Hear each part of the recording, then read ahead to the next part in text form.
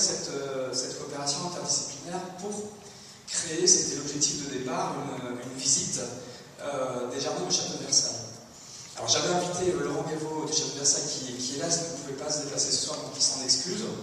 En tous les cas, la demande, si je peux parler à la place du château était de dire on a un grand espace des jardins baroques, et ces jardins baroques souffrent d'un manque de médiation. Donc, il n'y a pas d'audio-guidage, il est très difficile d'avoir en fait une médiation via des prêts terminaux. Donc notre idée est effectivement de proposer quelque chose sur smartphone. Et on a travaillé sur différentes pistes, notamment sur l'idée d'une visite sur place, je vais y venir tout de suite, mais aussi d'une visite virtuelle à distance. Alors, c'est une application qui s'appelle Jardin de Versailles. Si vous avez un iPhone ou un Android, vous pouvez la télécharger. Elles sont gratuites. Et donc l'idée, c'est à la fois de proposer deux modes d'entrée. Un mode d'entrée, je suis effectivement à distance et je vais pouvoir faire une pré-visite des jardins. Donc je vais avoir accès à un certain nombre de contenus vidéo et audio qui ont été spécifiquement créés pour l'occasion. Et donc ainsi préparer ma visite. Et ça sert aussi finalement à capter un certain nombre de visiteurs. Il y a beaucoup de téléchargements aux États-Unis, en l'occurrence, et en Grande-Bretagne, de personnes qui peut-être ne viendront pas au château de Versailles, mais finalement viendront peut-être parce qu'ils ont pu faire cette visite virtuelle à distance. Et donc, dans cette application, on a un certain nombre de contenus, je ne vais pas rentrer dans le détail. Il y a notamment l'expérience de visite en tant que telle.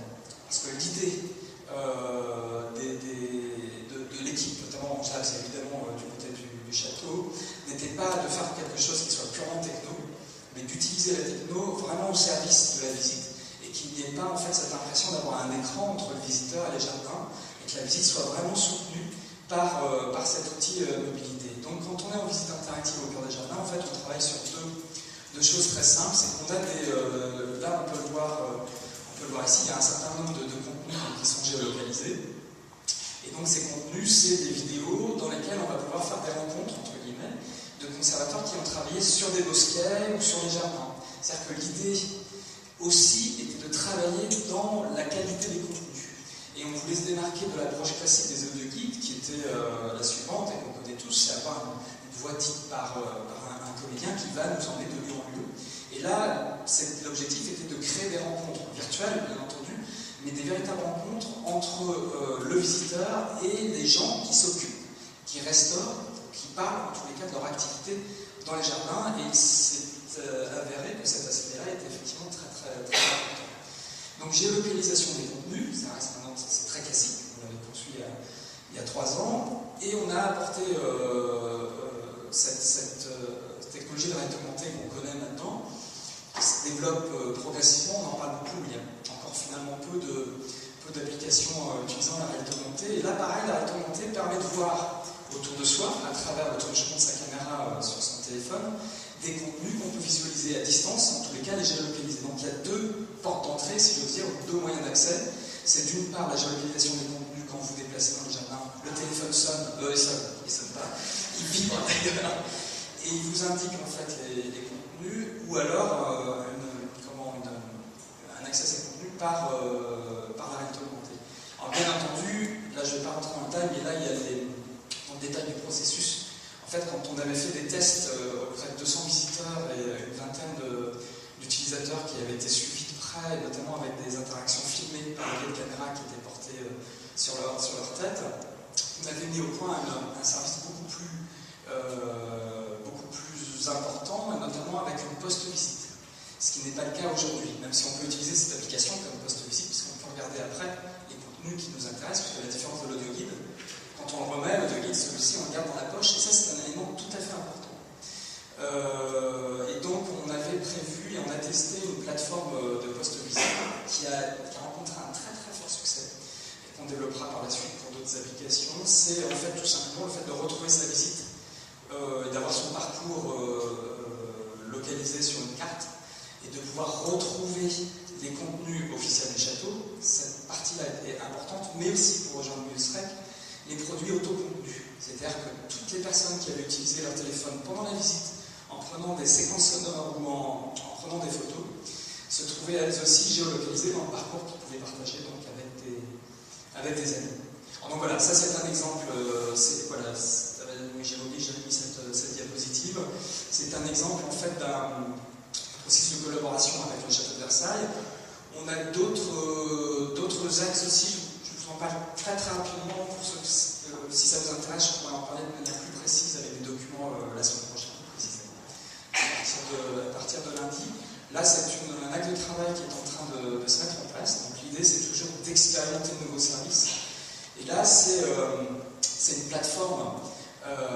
mis en place une plateforme de webcam motorisée qui existe, qui ont été installées au sein du château et dans les jardins du château de Versailles. Et l'idée, c'est de pouvoir proposer à des scolaires, notamment des élèves de 4e, puisqu'ils ont leur programme scolaire l'étude de Louis XIV, de proposer donc à des élèves qui ne peuvent pas se déplacer. Alors ça peut être éventuellement dans les Yvelines, mais évidemment essayer d'avoir des élèves un peu plus loin, comme Nord-Pas-de-Calais ou autres. Donc on a plusieurs académies qui travaillent avec nous.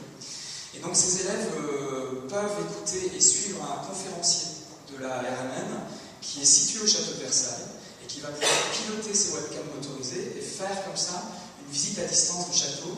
Et cette visite en temps réel est agrémentée de contenus, vidéos et photos qui permettent de contextualiser avec des documents historiques. Et ce qui est intéressant, c'est qu'en fait, dans la plateforme en tant que telle, il y a plusieurs flux vidéo. C'est-à-dire que le conférencier, comme dans une visioconférence, est filmé, donc les élèves le voient. Les élèves sont eux aussi filmés. Et en général, on a 2 classes, dans 2 collèges différents, ce qui fait qu'on a 3 flux vidéo dans lesquels, en fait, les différents interlocuteurs peuvent se parler. Donc, c'est des visites interactives et avec un flux vidéo principal qui est celui des webcams et des documents que le conférencier va pouvoir montrer et donc créer comme ça une visite à distance. Et ce qu'on a pu remarquer, ça sera mon mot de la fin, c'est que ces outils qui nous inquiétaient il y a encore quelques années en termes de virtualisation, finalement on se demandait, il y avait 2 questions qui étaient un peu avec des réponses négatives. C'est ce que j'évoquais tout à l'heure, c'est la technologie qui va faire écran, le barrage. Alors qu'aujourd'hui on s'aperçoit qu'il y a des outils comme le SPEC qui accompagnent la visite et l'enregistrent. Donc ça ne veut pas dire qu'on le fait systématiquement, mais en tous les cas on est dans cette tendance-là. Donc première question qui a une réponse négative, on commence à avoir des réponses qui sont constructives et positives. Et la deuxième question, qui est de dire finalement on va virtualiser et il y aura plus cette relation directe, quasiment physique, entre les spectateurs, les visiteurs et un site. Or on s'aperçoit, y compris avec Versailles en direct, alors que les élèves sont vraiment à distance, qu'il y a une vraie relation, pas physique évidemment avec le site, mais une vraie relation avec le conférencier de la RMN. Et les élèves, c'est les instituteurs qui nous l'ont dit, ont une attention beaucoup plus forte grâce à cette expérience virtuelle. Et lorsqu'ils ont la chance d'aller sur le château de Versailles a posteriori, il y a là du coup un enrichissement, une